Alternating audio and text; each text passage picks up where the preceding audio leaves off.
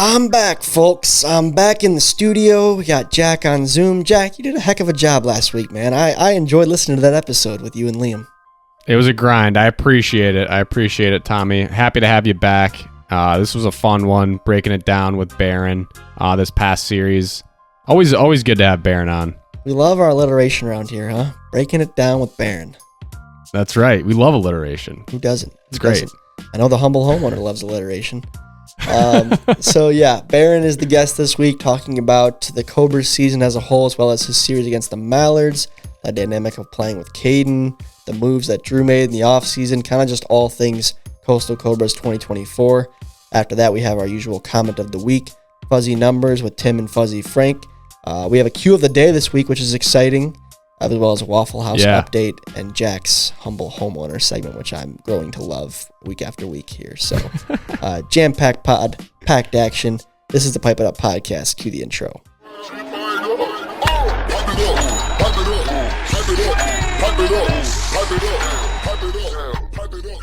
Ladies and gentlemen, welcome back to the Pipe It Up podcast, the official podcast of MLW Wiffle Ball. It's good to be back, Jack. I am happy to be here. And we got Baron with us as well. So how you guys doing? Good to see you both. Welcome, Baron. I got to say, I'm going to stop saying I listened back to the solo pod last week. I probably don't listen to the podcast back enough, but realized when I don't have Tom to bounce ideas off of, I really tend to fill the space with the word Also realized I say the word nonetheless way too much. So appreciate you guys working through that one with me. Happy to have Tom back. Happy to have Baron on here with us. How you doing, Baron? Doing great. Thanks for having me. Second appearance. This one under much better circumstances. I think my only other time was when we were down 2-0 in the World Series. So that one wasn't as fun. This one should be a little bit better. Such a great time to bring you on. Yeah, I know. Yeah. I apologize for that, Baron. We appreciate you still coming back despite that. And Jack, may I say, nonetheless, you did a great job last week. I listened back to it. It was very strange for me to listen to a pod that I was not a part of, but like I felt I know what it's like to sit there and do a solo one. It's not easy, and I thought you did well. You kept me entertained from start to finish. Doing it with a co-host, really, honestly, we'll be recording and we'll stop and you'll say, wow, that was a long one. And a lot of the times when those happen, it feels like the time just kind of flew by and we were just chatting and talking. Next thing you know, the times like just got away from us. When I was doing it solo, I will say, like, I just kept looking up at the time for how much was recording and thinking about how am I going to fill this space just talking to myself? Like, how am I going to do this? But I thought the interview with LJ went really well. I thought that we had him on before, and I recorded the second half of the podcast first. So if you guys caught that, I had said that he was a recurring guest when in fact he was not a recurring guest, which I found out in the interview, but that's on us. So we made it through. We're here, and yeah, excited to be back with the full team here. Yeah, excited as well.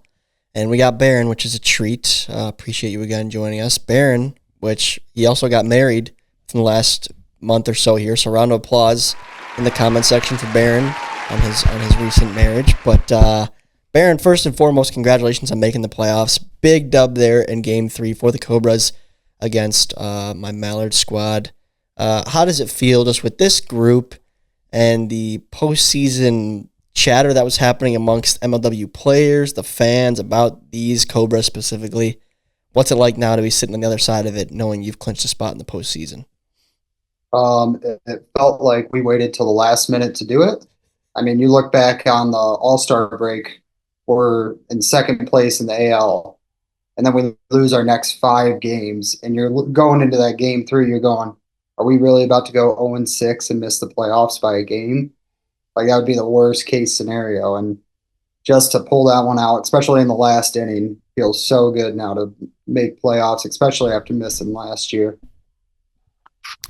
Yeah, if there's anyone that knows how to make the playoffs at the very last second, I think that might be me. The Magic had a pretty good run at that for the first 3-4 years of our club's existence.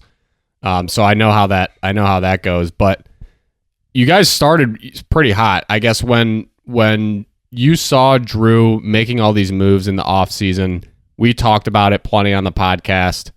What was going through your head as a player within the Cobras organization when, he caught a lot of heat, I think, for the Sawyer trade?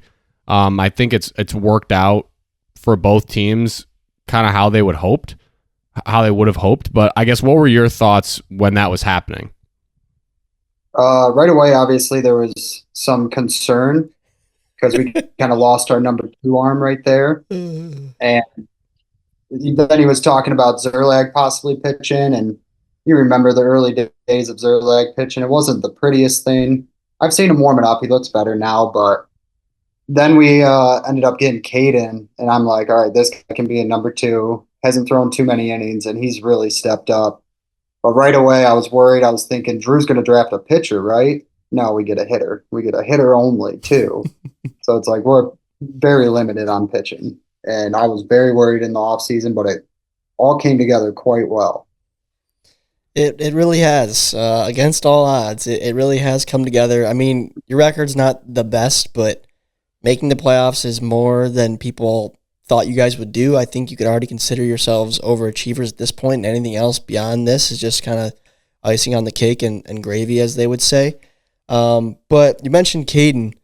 How has having him on the roster kind of changed your role in the dynamic of the bullpen versus you and being the premier arms of the squad, in which case I feel like you were much, respectfully, you were much better than being in the years that you played alongside him. I felt you were more experienced, you had more control, you were more even-keeled, versus Caden has a lot of experience like yourself. So how has that dynamic affected, you as a player and how the arms are managed on the team by Drew?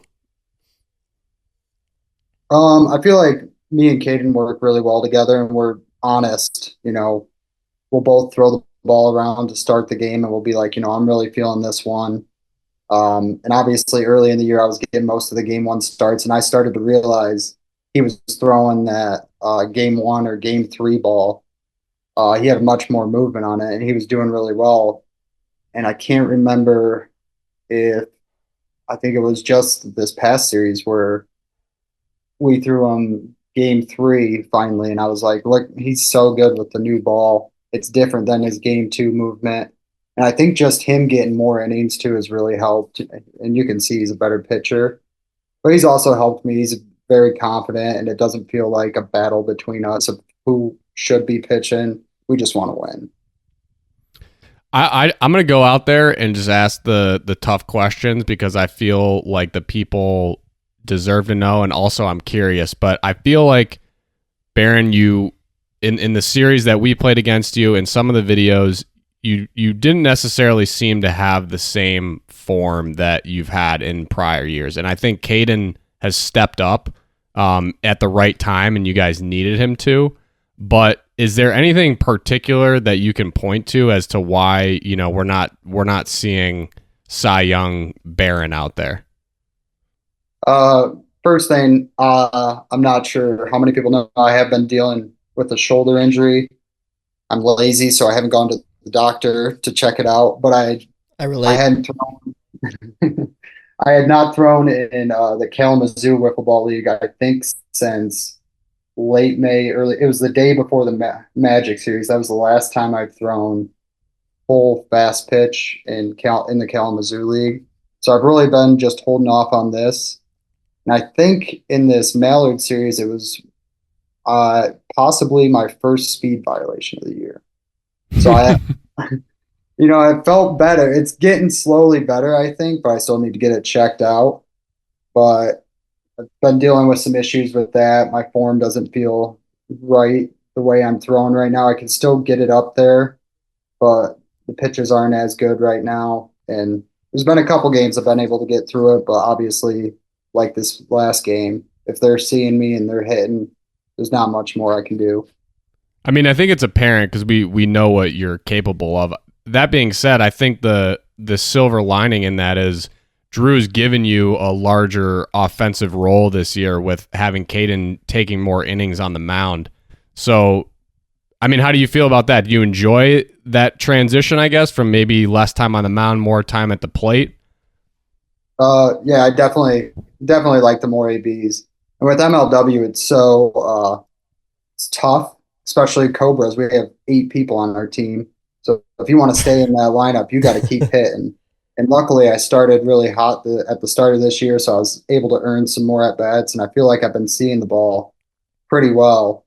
And everyone really has, but even though I'm taking a step back, maybe pitching or giving Caden the ace role now, possibly, like I can at least attribute hitting more this year, which is nice to see.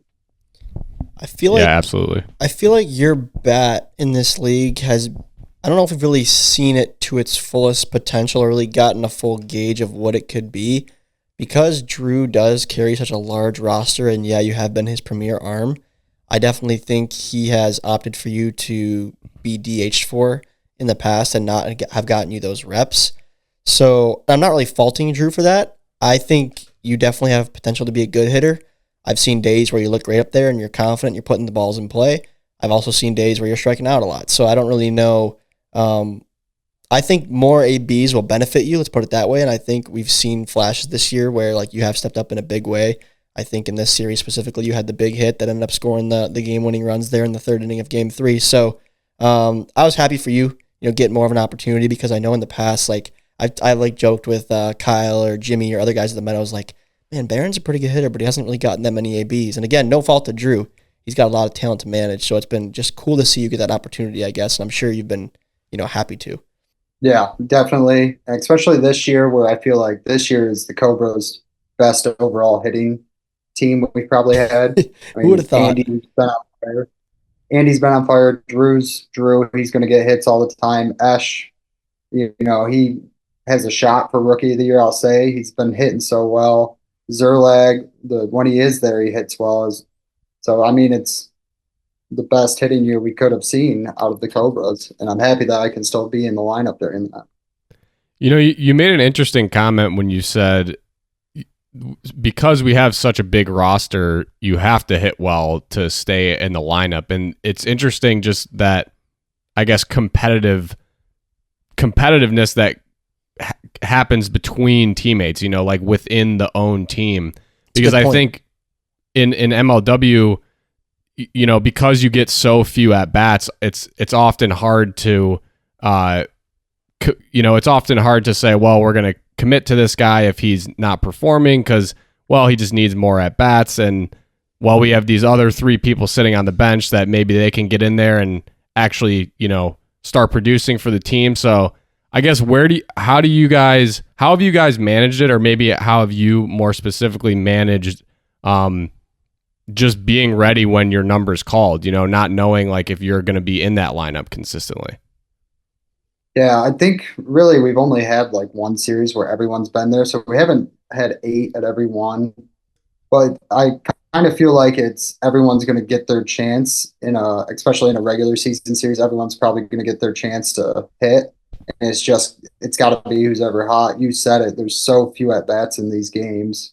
If you're not seeing it right away, maybe we try someone else, and maybe you get another chance if that guy's still not seeing it. But I mean, it's tough. If you're on someone, keep them in. If they're not seeing it, it's tough. But it's also comes with communication with your team. You got to tell us right away, like, hey, I'm not seeing this guy really well. Mm-hmm. And you just got to trust your teammates. Yeah, I thought it was a really interesting comment because we talk a lot about sort of roster management and what's too many guys, what's too little guys. But I guess one case that you could make for rostering the max amount of guys is you're going to actually, although the playing time becomes more scarce, you're going to actually potentially increase productivity just because you're sort of lighting a fire under everybody, right? There's no hiding, and there's going to be someone to replace you no matter what.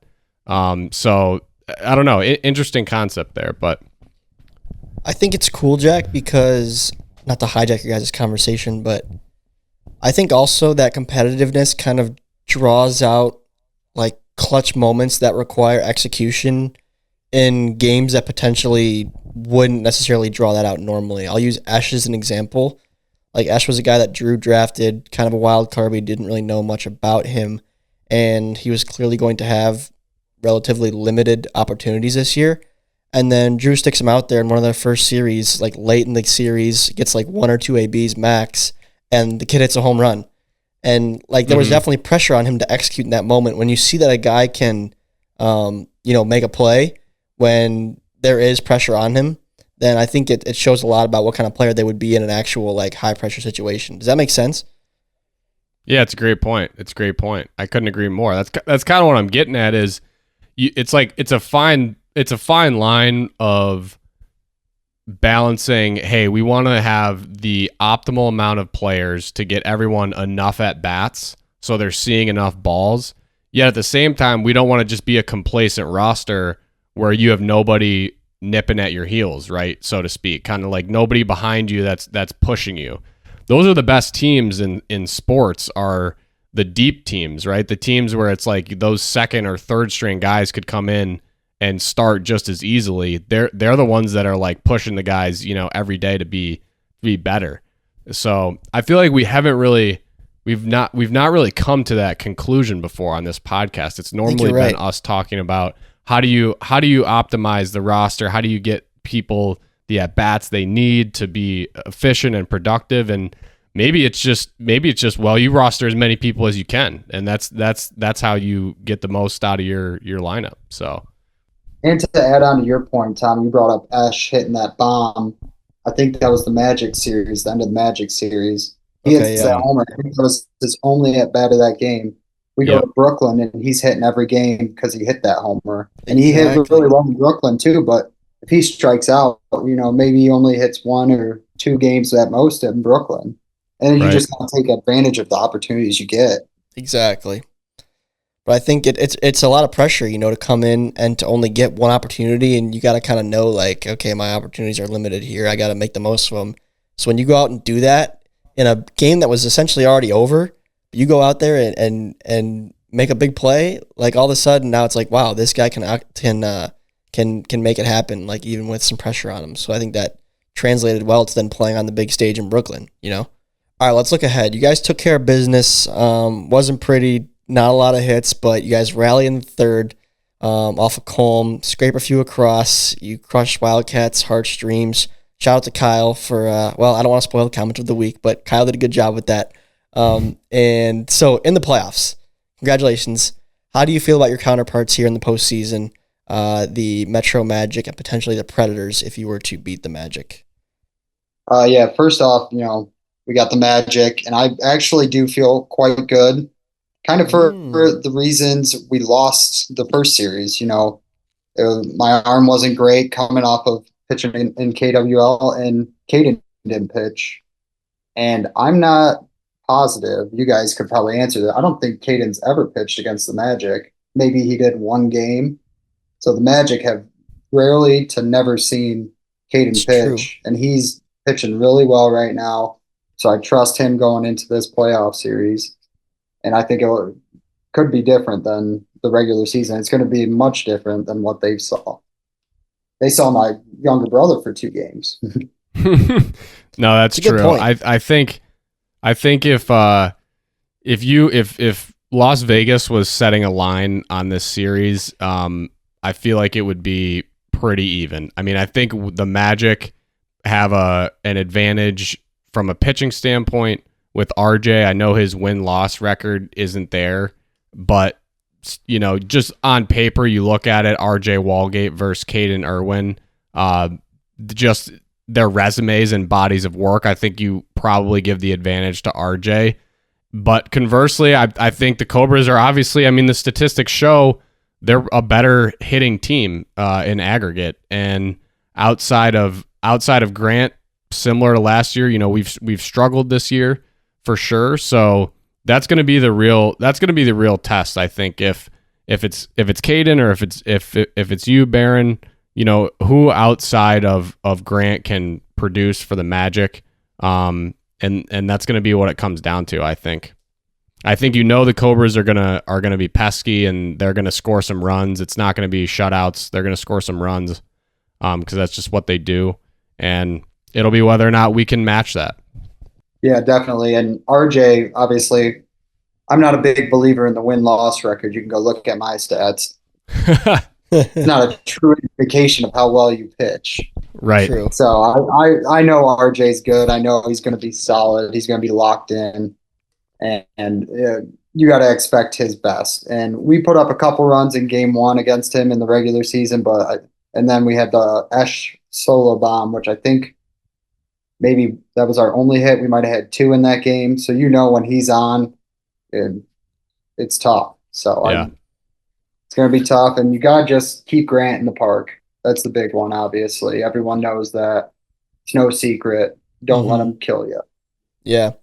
It's an interesting matchup. I mean, we'll talk about it more next week in depth when we kind of cover the postseason as a whole, but I could see it going a lot of different ways, and these Cobras are kind of just a gritty team. I mean, we had you guys on the ropes for the sweep, and I left Preston out there because I wanted him to get those high-pressure reps, and good thing he did because, again, you guys put something together and ended up winning the game, and I had a terrible throw. So shout out to you guys for battling and grinding it out. And genuinely, I am happy for yourself and Drew and the whole club because we poked plenty of jokes this offseason, and so did the fans about just the moves, how they didn't make a whole lot of sense. And we were calling it the Vibe Tribe, like, oh, it'd be fun to watch them. It'll be fun to watch. Well, you guys have been fun to watch, and it's exciting to see you guys get a shot at it in the playoffs too. So wish you guys the best. I don't know. Anything from you, Jack? I just want to say, just to echo that kind of, I think we got to give some respect to Drew. I think if the Cobras would have missed the playoffs by getting swept in their final series, the amount of hate for Drew Davis would have probably been endless with the moves that he made, in the off season. To go out that way would have been brutal for the franchise, honestly. So True. I'm happy that you guys got in. I think, the moves that Drew made are justified by kind of the results where you guys just getting in and being a competitive team all year. So I think that's worth noting. I think if one game goes a little bit differently here in that series, the narrative, or I guess the sentiment in the YouTube comments is probably a lot different. Oh yeah. Drew would have gotten all the hate, and I'm happy for him and our team. He made those moves. Everyone was ripping on him, and somehow made us a more balanced team. Maybe it truly is just the Vibe Tribe. Time Maybe. will tell. Speaking of vibes, as Tommy alluded to earlier, congratulations, married man. How is marriage? How was the wedding? Give us the dirty details. The wedding was great. It went as smoothly as you want it to. Nothing big happened. Nothing too bad. Some broken glasses on the dance floor. Nothing to cry over. It's been good so far. About a month and a half in. Still going strong. Good. Yep, you just got the rest of your life ahead of you. So. Oh yeah, easy going from here. Welcome to the club. Welcome to the club. Welcome to the club. I'm the odd man out here. We're just stacking married men in the league. I know, we're all getting so old. We're all getting so old. Was there a honeymoon? Was there a honeymoon anywhere, Baron? Not yet. We're looking either this winter or next late spring if we do overseas, like Europe or something. Nice. We got awesome. That out though. How many times have you been asked that question? Because I asked you the same thing before Jack logged into the Zoom call here. Oh my God! Everybody was asking me at the wedding. I was like, everybody wants to know. Wait to get all those checks first. Yes. Yeah. Well said. There you go. That's a good response. Fair enough. Well, all right, Baron. We'll let you go here. We'll link Baron's Venmo in the Instagram post. Yeah, low key we should. Well, maybe we'll take 1% of the Waffle House donations will go into the Baron's honeymoon fund. That seems fair. But all right. Well, Baron, we'll let you get back to your evening. Appreciate you making some time for us. Recurring guests, gotta love that. So, congrats on the playoffs and good luck against the Metro Magic. Thank you. Go Cobras. All right, thanks, Baron. Always a pleasure having Baron on. Baron's one of like the chillest dudes in the league. He's just so even keel. Yeah, I gotta say, like, sometimes it's hard playing against him and the Cobras because they are just vibing. Like it's hard to get angry at them sometimes, and because they're just good guys. And They're just good and dudes. Baron, he leads that crew in terms of chillness. I feel like Baron's one of those guys where if I make a joke around Baron and I hear him like crack an audible laugh, it's like I know it was a good joke because he's a hard one to like get to really show a lot of emotion, you know? Yeah, it's a good barometer for whether or not you're actually funny. Because there's a lot of goofballs in this league. I think of guys like Jimmy Norp and Drew or Jonah who like are a good audience for me. Like whatever I say, it'll just crack them up. But Baron's a guy like I gotta really work for the laughs. You know, he's a tough crowd, which is great. No, absolutely. I love that about him. Any comments from your chair, Jack, about the series? We didn't talk too many details about it. Jordan Robles. We got to say Jordan Robles, just unbelievable. His performance in this one. My goodness. I was bored in right field. Nothing to do out there. I mean, my comments are, the Mallards with him, if Jordan can play like Jordan can play, you guys can win a World Series. Like you have the ability, you have the roster to do it. You absolutely can do it. Obviously, no inning restrictions in the postseason. So if you didn't feel confident in Preston, you could just roll with Robles the whole time. The Eagles have they've been known to get around to him. Mm-hmm. But if he can kind of watch the tape and dial in and see, what he can change to try to get through them, you guys can do it. And conversely, I think the Cobras, to your point earlier, showed that they're not going to go away. They're going to fight and they're going to be pesky. Kind of how Baron and I talked about our matchup. I think it's going to be really close, honestly. Like, I think if you're a Magic fan, you're probably thinking, yeah, we'll just wipe the Cobras like we did, before 2-1, no problem.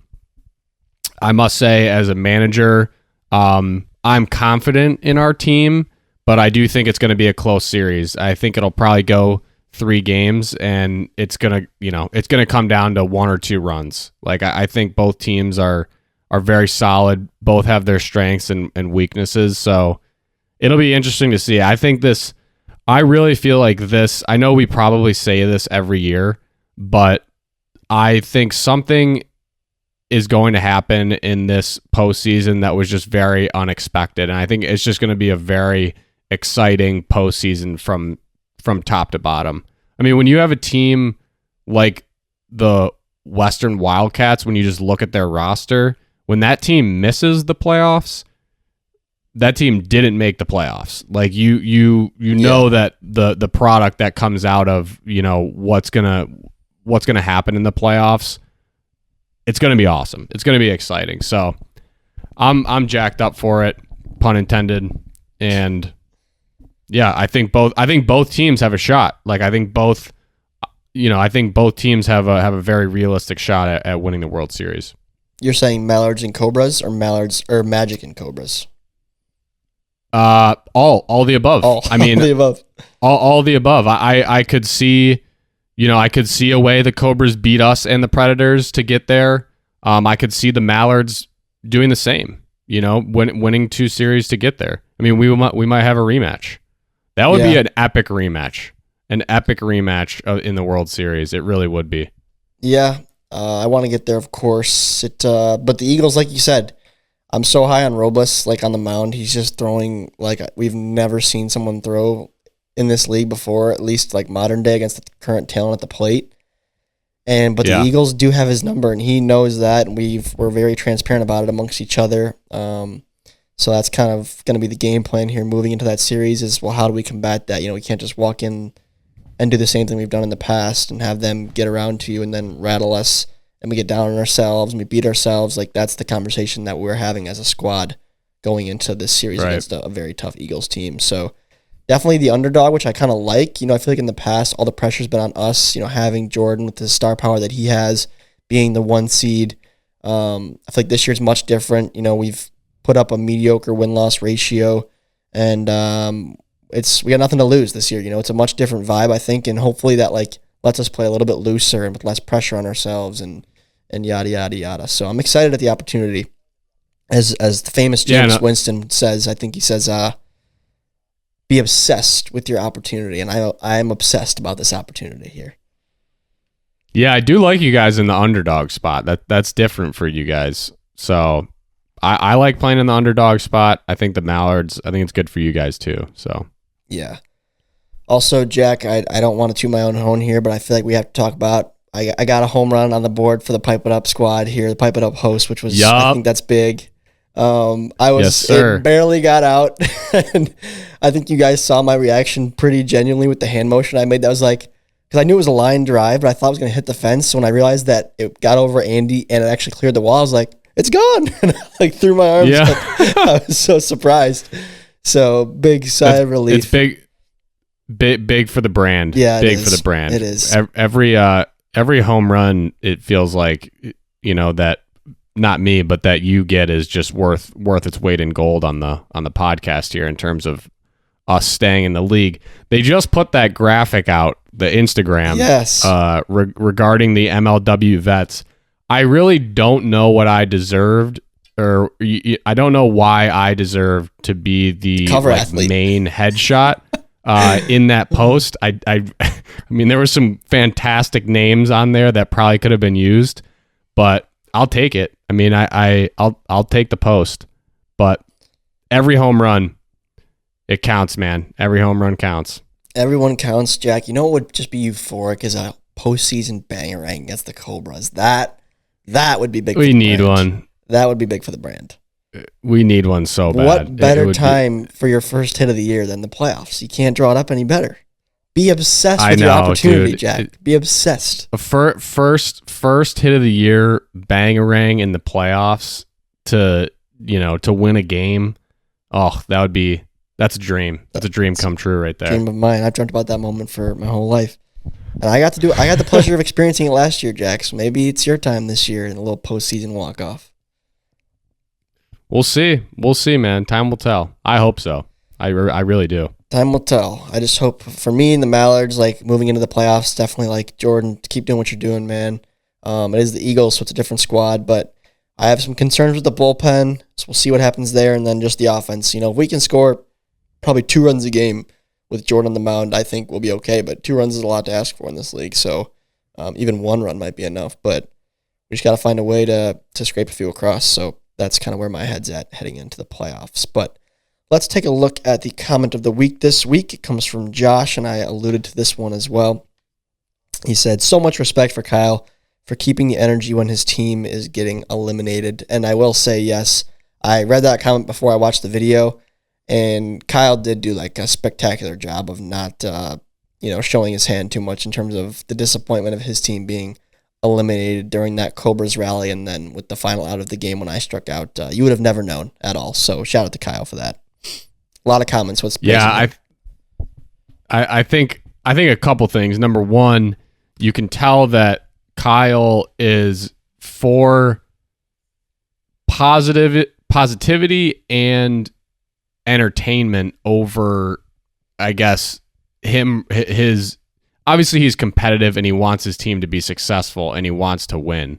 But ultimately, I think he's happier when the product is good, when stuff that happens in the series is entertaining, right? Even if it comes at the cost of his team being eliminated, he's excited. I don't think he's acting is what I guess I'm trying to say. He's genuinely excited because it's awesome stuff happening and he's just commentating on it. And the other thing is I really appreciate a non-bias broadcaster. Oh, who doesn't? It can be very obvious, even in professional sports, when the guys, they've been doing it a long time and they're not really meaning to, but it's almost you can just tell throughout the entire game. It's they're kind of just leaning one way in the way that they call the game, and it totally just changes the way that you like take that game in and experience it. So always got to appreciate a true, non-bias or unbiased commenter. So good job, Kyle. I agree. I think the way that I think about it, I think he feels the same. As it's like when you're on the field, you're competing, but yeah, like what his team's season was over in terms of playing the games. The games have already been played. So at that point, you just got to call the game as you see it. It's out of your control. And I think, we all have personal relationships with all these players. So, I'm sure he's thrilled for Drew and Caden and Andy and everybody, Barron, everybody involved for, making that rally happen and ultimately getting a win that they needed. So it's, a part of you, like, as you're speaking with excitement, your heart hurts like, oh, dang it, I think, we're out. But in the moment, I don't think it's as tough as one may think with just how much that, like, Kyle and everybody really has, like, sacrificed to get this league to where it's gotten to. And it's always been built off of, just like, doing what's best for the brand, which in that moment in time, Kyle's got to do a great job commentating. So I don't think really the Wildcats is on his mind too much. Yeah, 100%. So, all right, Jack, my expert transition, which apparently you aren't good at, but you did a great job transitioning, Jack. Before we move into fuzzy numbers, Jack, I have a water bottle to my right here that we owe to a lucky fan. Remember that conversation we had a few weeks ago? Yes. Ice Shaker Lions bottle. So I believe we had about 14 entries that I got via DM. So I appreciate all of you who DM'd in. And I did a random number poll, and I got number 8. And the 8th DM I received was from Nate's Whiff on Instagram. So Nate's Whiff, you are our winner. And funny enough, Jack, guess what he said his favorite NFL player was? Jahmyr Gibbs. He said Jared Goff. So I don't know if he's actually a Lions fan or not, but he did say Jared Goff, which is cool. I'm glad he's getting the Lions bottle. I'm trying to think of other players we got. There was a Jalen Hurts. I think there was a Saquon Barkley. There was also some smaller market names. My phone's recording right now, so I can't read them. But we didn't get only Lions. Like 3 or 4 were Lions. So like 25% of them were. So it's kind of cool that one of the Lions people got to win it. So congratulations, Nate. I'll get your information and get this cool ice shaker bottle shipped out to you. And again, this Michigan State one's an ice shaker bottle as well. We appreciate Tyler over at Ice Shaker for sending us these. And if you guys want to support the podcast and support Ice Shaker, they support us, we support them.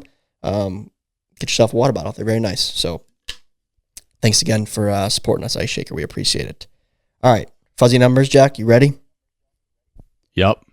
All right. Fuzzy numbers is back. Tim and Fuzzy Frank. And again, this is brought to you by our friends over at ShedBall. Jack, I want to say, first of all, before I do this, you did a great job with the ad read last week. I loved hearing your voice doing the fuzzy numbers read. I think next week... Oh, thanks. Appreciate that. Next week, we got to give it back to you. I'll take it this week, but I think we got to pivot back to you next week. Okay, I'll take it. If I'm the ad read guy, I'll take it. Okay, but my turn for now, Jack. You got next week, but here we go. Fuzzy Numbers is brought to you by our friends over at ShedBall. ShedBall is a professional mini hoop basketball league with a 9-inch rim, 4-inch foam ball, and 8-foot rim height. They have players, GMs, and real dollar contracts. ShedBall is funny because it's serious. The first 3 episodes of Season 1 are on YouTube now, and for more information, go to shedball.com. Folks, again, nothing new yet, but you'll be sure to hear when new weekly content comes out and goes live, and we'll tell you right here on Pipe It Up, so don't worry about that. But for now, let's head over to Tim and Fuzzy Frank. Thanks, gentlemen. Tim Whalen here, bringing you the last regular season edition of Fuzzy Numbers for this season. Fuzzy Frank nailed it last week when he picked the Mallards 2-1 over the Cobras, and this week he's got the Eagles 2-1 over the Preds. Stat of the series, Dan the Man, 5 RBIs. Taylor fade that, boys. Dan the Man, 5 RBIs. Eagles taking down the Preds 2-1. Dan's had a great year. We've talked about that. He's getting some MVP love in the comments. 5 is a lot. Crash is a great pitcher. I'm going to fade it. I'm going to fade Frank. Frank's been on fire lately, so have we kind of, Jack. We've been kind of nailing this slate. But I'm going to fade it. I'm going to say Dan gets 2 RBIs. What do you think? We have been nailing this slate, as has Frank. Good job, Frank. I hate to just ride with you, but yeah, I 5 is too much. I think 5 is too much against the Preds. I like 2-1 Eagles, so I'm gonna tail that obviously, but I don't know. Dan's been having a good year. That would be a fantastic year. He has really been having a fantastic year, but 5 RBIs is a lot. I think Cratch against his old team, he'll shut it down. He'll shut it down, but Eagles will probably squeak a couple over. Yeah. 2-1 Eagles.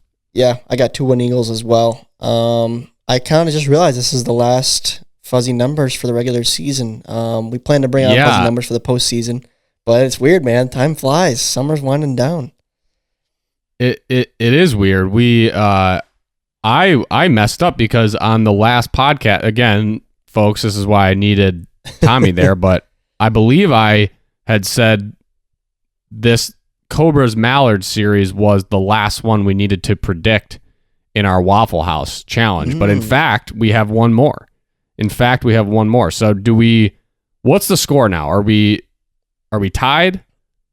So this is what happened because yes, the Cobras lost to the Mallards. Mallards got 2-1, which we both had, and there was no double play, Jack. So I had the double play under, so I got 3 points, advancing from 22 to 25. You got 2 points, advancing from 23 to 25. So we're knotted up. So if this series does not end 2-1 Eagles, we will indeed end in a tie. That's the reality right now. If it does. So who has the double play?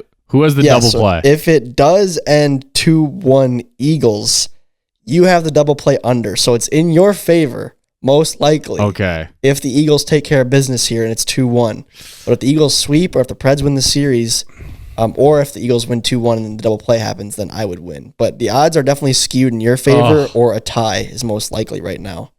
So this is awful. If we tie, we're both going to be eating waffles, I guess. This is awful, dude. For the record, Jack, it would be way better if we both had to do it as me. Like, I'd rather have us both do it than be by myself. Of course, I don't want to have to do it at all, but I would too. I feel like I'm going to end up eating waffles. I don't know how this happened. I thought I had a decent lead. Wouldn't this be so poetic strategy going into Slate 5 with the picks that you made? We were kind of going same picks. I think the double play screwed me looking back on it. I don't even remember now.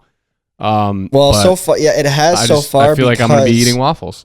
So the only reason, Jack, is because, again, I was down 2 points, I believe, heading into this final stretch here.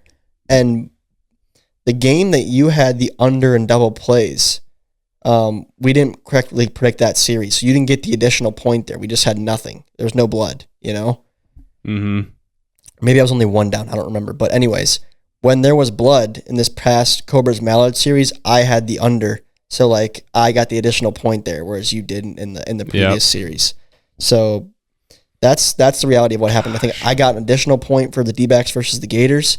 I got an additional point for this Cobras Mallards one, and then there was no points in the one where you had the double play under. So you got unlucky in that regard.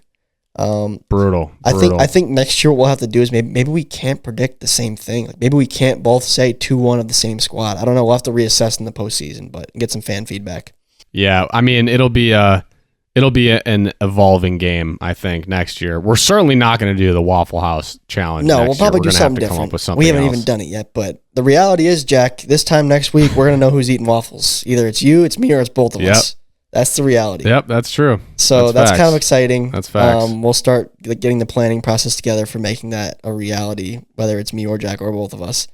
So look forward to hearing that next week, guys. Next week will be our postseason predictions, as well as Waffle House ultimate loser gets revealed, of course. So again, to recap, make it very clear as you watch this Friday's video, if the Eagles win the series 2 out of 3, then there will only be one loser in this challenge.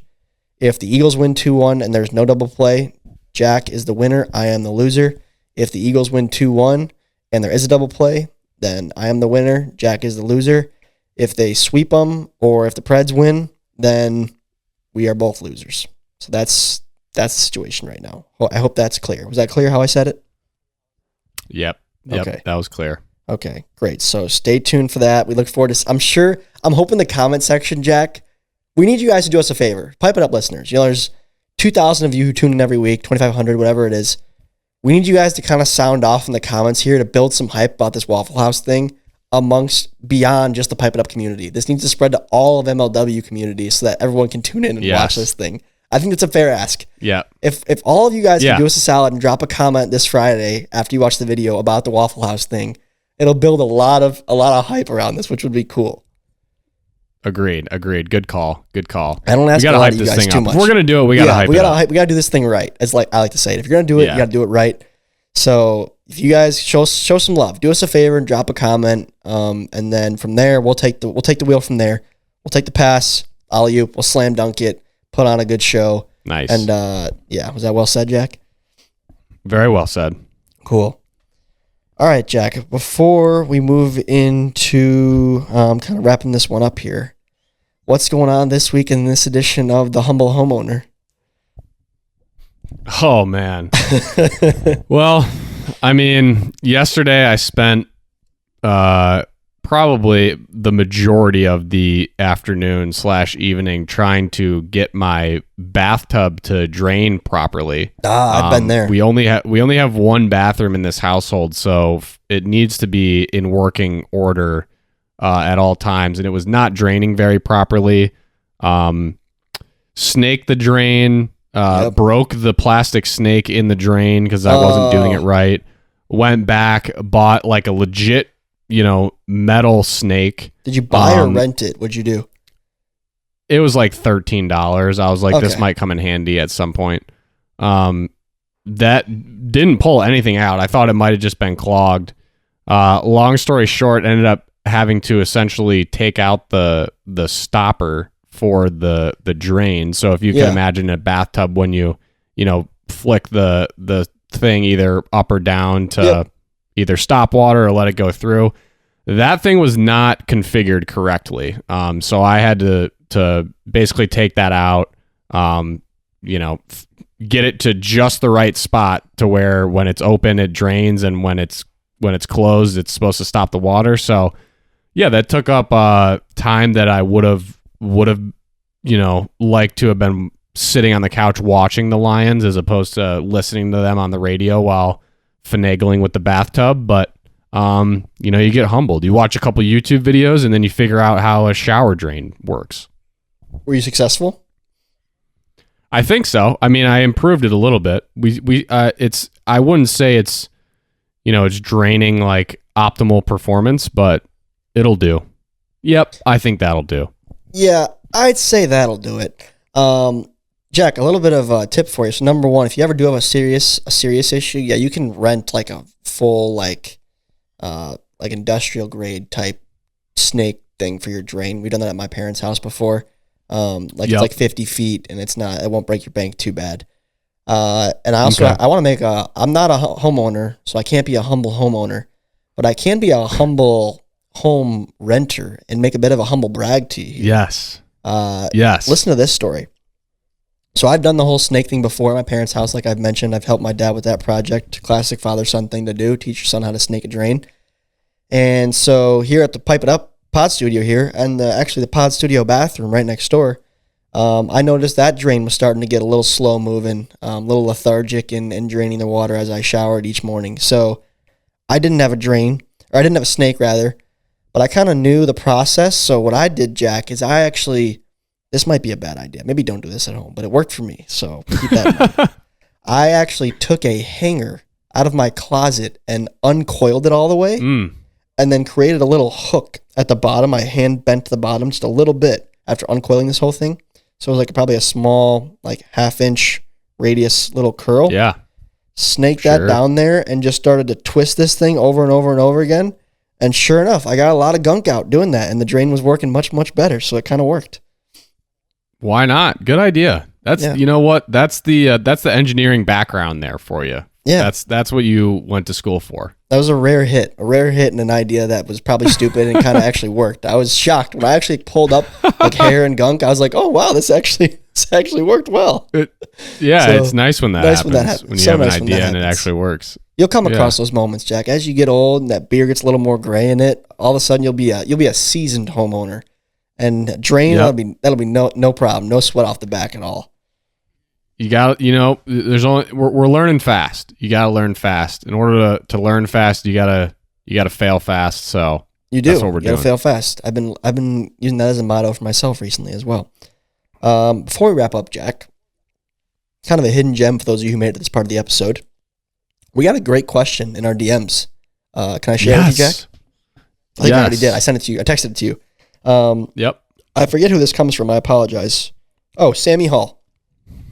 Sammy Hall said, what if you guys batted a 5-man lineup? That way you wouldn't have to bench yourselves. This is talking to me and Jack. What if you batted a 5-man lineup? That way you wouldn't have to bench yourselves. Or now, with the playoffs around the corner, is the idea to prioritize getting Grant/Robles as many ABs as possible. Was watching the video today. If you happen to see this, I was just curious about the thought process. That's a great point. Mm-hmm. And it's something that I think about. I'm sure, Jack, you think about it too. Like, I would love to hit every game, even if I'm not the most talented. Let's just bat 5. But exactly like you said there, Sammy, I just want to maximize guys like Jordan or guys like Preston, who's been raking, getting to the plate. So if I think having 4 men is better for that, then I'm going to do so. And if I'm not one of the strongest 4, then I'm not going to hit. So that's sort of my personal logic. But I have definitely considered many times this year, I'm like, me and Matt are both kind of like right there at the bottom. Like, who should I hit? Should I just hit both of us to see and get us both reps? I've definitely had that inner dialogue in my head in between games, 1 and 2 or 2 and 3 at the Meadows many times. So how about yourself, Jack? I think this would be, I think I would consider doing this if I was batting, say, closer to like what say Jordan is averaging, or, maybe AJ. I know AJ hasn't been having like a fantastic year, but I know his average is higher than 0. So I think it would be a little bit different then. It's just, I'm sure if you ask Stat Sean what the breakdown is on the expected runs if you were to bat 4 or 5 Magic hitters, even if you took the 5 best, I would venture to say that the expected runs would be lower if you batted 5, based on the fact that statistically speaking, our offense is so I guess top heavy with the top of the lineup, being Grant Miller. I mean, he's really the driving force. So you add another batter and a subpar batter at that, you're essentially saying that at bat is more valuable than another one for Grant, potentially. You could imagine if you had 5 batters, you go bottom 3, 3 up, 3 down, bottom 2, 3 up, 3 down, bottom 3, you might not actually get back to Grant Miller, and then he got 2 at bats in that game. So that's sort of, I would love to not have to bench myself, but agreed. I said that I told the guys in the beginning of the year I wanted this team to be as much of a meritocracy as possible, and if I can't justify putting myself in the lineup, I'm not really going to do it. So maybe that's wrong of me, and maybe that doesn't help like my confidence in terms of hitting. Maybe I just got to go with myself no matter what, but it's kind of hard when your numbers can't back it up to keep like playing yourself over someone else. So it's a good 100%. Question though. It's definitely something I've thought about. Yeah, great question. I agree. And just to finish this point, the reason that I did hit all 3 in this series, guys, is kind of exactly what I said in the post-game interview of the Eagles series. Like, I benched myself. I thought it was the right move. I was confident in the 4 I put out there, but I just wasn't happy with the energy levels. And I was trying to like get them going from the sideline, but for whatever reason, it felt like when I entered the series rather, against the Eagles in game 3, and I was like, a fresh set of legs, like fresh energy on the base paths, kind of chirping at Dallas, like getting my guys going, like being in Robles' ear in right field. It felt like a different like mojo, just like the way we played and the optimism and the passion, and like just felt different when I was out there. So I thought it was in the best interest for the team for me to play over Matt, even though Matt didn't really do anything wrong. Performance-wise, it was hard to justify me putting myself in over him with the season I'm having. But just results-wise, it just seemed like the energy was better when I was playing. And I think, a lot of my teammates wanted me to play too, so it just seemed like a better call for the squad. So that's why I played in this series, and I do plan to play in the postseason as well. So I'm working hard to Yep. to justify that. I want to continue to produce. I would love to have another couple postseason home runs like I've had in the past 2 years. So fingers crossed that's the case, and I can start to contribute and catch fire at the right time. Because now regular season doesn't matter. I mean, I've been rocky, but as soon as we left the field against the Cobras, I remember I called Matt and I was like, "When are you free? Like, we got to practice right now. Like, it starts right now. All we can do now is move forward and try to be better." So I appreciate Matt being a good sport about it. New season for sure. So we will break down all things postseason after next series. This Eagles-Preds one doesn't have a whole lot of weight on teams that are in the postseason. We now know the 6, so Jack and I will go through our brackets. Maybe we'll get Sean on to talk about what he thinks next week as well.